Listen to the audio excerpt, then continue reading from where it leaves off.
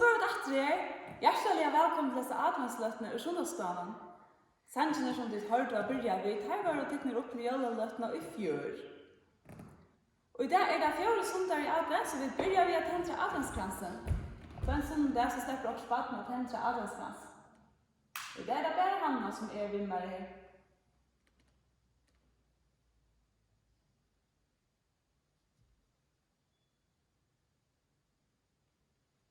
Således. Eftersom vi långt var börja göra vänja Lucia vid Lucia Jetton, så hällde vi att vi skulle bara föra om i kyrkorna och täcka Lucia gångna upp så till släppa suttjarna eisne. Här får vi det suttja först, och så får vi det få en jolasåg från Majpret. Kvaliteten är inte lika god att de vet ju någon, vi hoppas att det blir i och och njuter så lötna samman i och.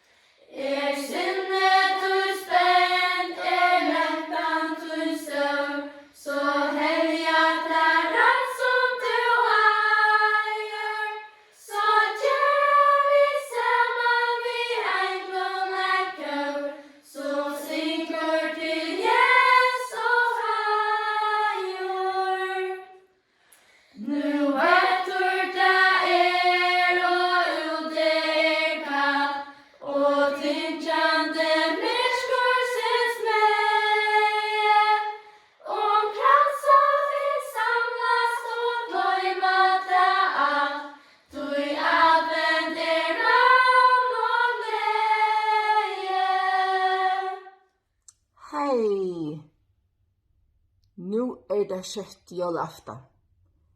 Og jeg gleder meg å ta gitt i eisen til flere som gjør det. Vi tar pynt og juletreet og sette fram. Og det så hyggelig. Jeg elsker så døgnet. Men nu skal jeg fortelle deg om en jente som Mæren. Og Mæren har vært så uheldig. Hun var glien og i holtene. Og hun var så uheldig at hun har brått begge beinene. Og lakne sier vi henne Mæren, du kan ikke være ut av genga og renne etter for om nekra måneder.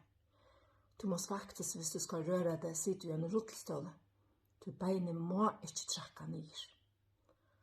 Og Mæren som 90 år, hun bare ordentlig kjøtt. Hun elsker å renne ute sammen med sin og vinen og skreia og sparska og nu er julen gjør klæva man. Og hun var bare så kjøtt. Hun ødeltog og synte igjen. Det var bare så synte mer. Men vet du hva Mæren? Hun skulle eisne flyta og gjerne ærabikt. Hun kjente ungene. Papene finner et ordentlig godt starv, så de får ødla flyta. De flytter jo en nødvendig hus midt i en bygd. Men det var ikke nevnt til Mæren å flyta så lest. Hun kunne ikke bare renne ut og hei, jeg tror man titta spela med meg, og jeg etter Mæren, og skulle vi fra gjøre akkurat til at hun satt vi i rullestål. Og hun tog seg ikke å bruke den rullestålen. Hun var så ikke vanlig, og hun tålte seg ikke for ut i rullestålen. Hva skal hun gjøre det? Det er ikke huset noen til høtte det, jeg så et vinter, det lydstast ned. Vinter som kom for nere golv. Her sette hun seg ved rullestålen. Og så hun at bøttene tuska atre og fram, og hun fylte vi hva de gjørte og hva de spalte vi. Men det var særlig tverkjetter. Det var bare alltid så fitt der vi henne. Det vinket av til han og der gikk forbi, og det kjente slett ikke. Og Mæren også bare, som hun vilja være vikkene vi hesa på her. Det var alltid så fitt der vi ser. Og en dag da Mæren sette seg i vinter, det var en sånne dag. Da sa han det så på gent meg. Og vet du hva? Det er norska hos henne i huset. Det kom tattere og tattere. Det høyt også håndene.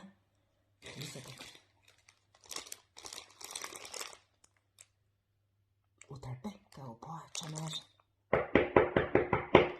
Og mamma nå får ut og tog og møte dem. Så sier jeg til vi mammene, hva så djeva seg kjettene så sitter du i så vinterne så blomstrene i og vi tar henne jolabams og hvitlene til åkken. Ja, men kom til bare inn, sier mamma. De kan komme og djeva Mæren da. Mæren var ordentlig. Kjente det litt hård drillende vi rullestålen under møtet dem og nå. Takka i fyr. Hun var bare så glad. Vil ikke komme inn, sier mamma. Nei, vi må skunde oss, vi skulle i sundagsskolen, vi må skunde oss ordentlig, vi vil nok senere. Ok, sier mamma. Ja, men kan hun komme vi? Mæren, sier mamma. Ja, sette det. Vi kan godt hjelpe henne. Vi kan godt til henne sundagsskolen og hjemme, det er ikke problem. Mæren ble så glad. Ja, det har tungt jo hun vel. Og vet du hva, her chillet han alle veien inn i sundagsskolen, knossende kjøkken veien inn i sundagsskolen, og det var bare så fitt, alle sundagsskolen. At se om hva eiter du, og hva var hettar, og hva er du rulleståle, og det var bare så fitt var det. Der chillet han Mæren alle veien hjemme til hus, helt inn. Og Mæren var så glad. Hun er faktisk ungene ved i sundagsskolen først. Hun er slett ikke hørst.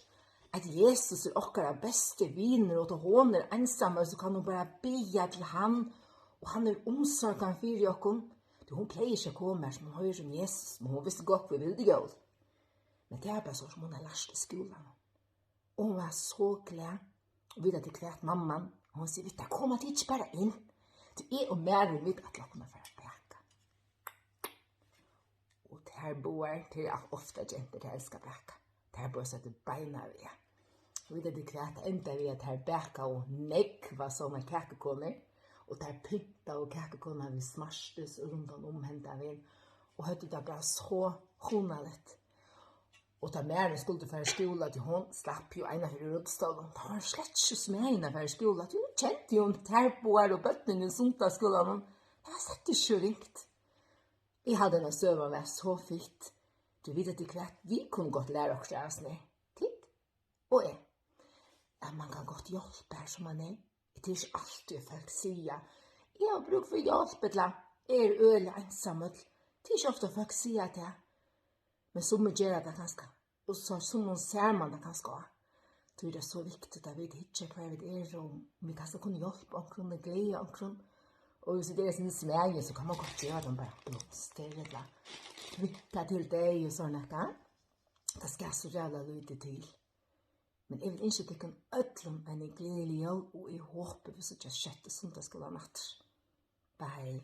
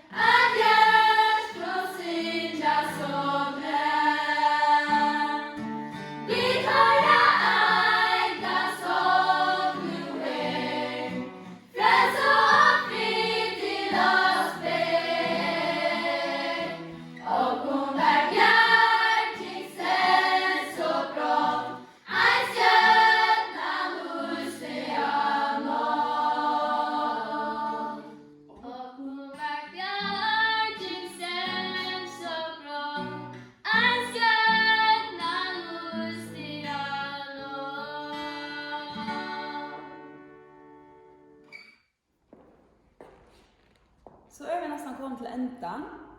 At jeg enda vi en bråtgjøren sanje til Tøvfru, som er den største gavan.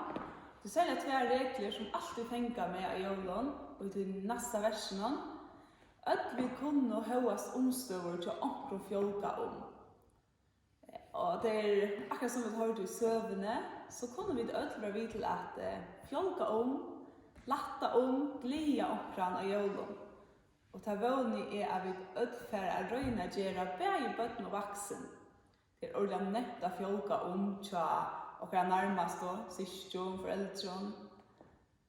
Men hvis vi ikke røynto av fjolka om eller glia omkran som ikke var så nær, så råkner vi at det er nek flere folk som får en ordentlig god jord. Vi får enda en bøn. Gå Jesus, takk for at det ble jul. Takk for at du leste frua inn i okkara heim. Vi tja okkom ødlun av julen. Hjelp okkom ødlun at doa og tåra at røyne at fjolka at glede, at hjelpe omkron. Og vi tar ødel mulighet til at fjolka okkostene. Vi er to eisen til teimen som ikke hava det så godt, og ikke hava så nekva jolo som vi Færi var, tu som er til himle, heilat veri navn tutt, kom i rujtje tutt, veri vilje tuin som i himle så a gjør. Gjev okkon i det okkara daglige brei. Fyri gjev okkon synder okkara, så som vid eisne fyri gjev taimon i møte okkon synder. Lei okkon ikkje frestingar, men frels okkon fra til ytla. Tu er tutt i rujtje, valde og heiren atlar æver. Amen.